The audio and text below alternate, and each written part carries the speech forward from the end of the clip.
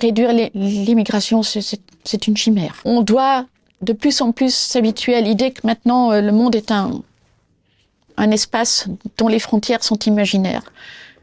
Et je ne dis pas que ce sera forcément facile, mais il faut s'habituer à l'idée que c'est une richesse et que comme toutes les richesses, ça pose quelques problèmes.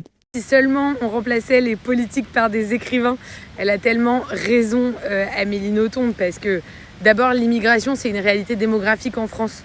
25% de nos médecins, 50% de nos femmes de ménage sont nées à l'étranger. Et sans eux, notre économie s'effondre. On dit que d'ici 2050, sans immigration, notre population active va chuter de 7 millions de personnes. En gros, notre économie est insoutenable sans immigrés. Et même les pays les plus stricts sur l'immigration, comme le Royaume-Uni ou l'Italie, ils finissent par réouvrir leurs frontières tant ils comprennent que économiquement, c'est impossible de faire sans. Évidemment, il y a aussi la question climatique. On dit qu'il risque d'y avoir 250 millions de réfugiés climatiques d'ici à 2050. Donc en fait, la vraie question à se poser, c'est pas pour ou contre l'immigration. La vraie question, c'est l'immigration, c'est un fait. Et comment on l'intègre, comment on accueille, comment on fait en sorte que ça se passe bien avec des nouveaux arrivants, des gens qui sont là depuis plus longtemps. En gros, toujours la même question, comment on fait société tous ensemble.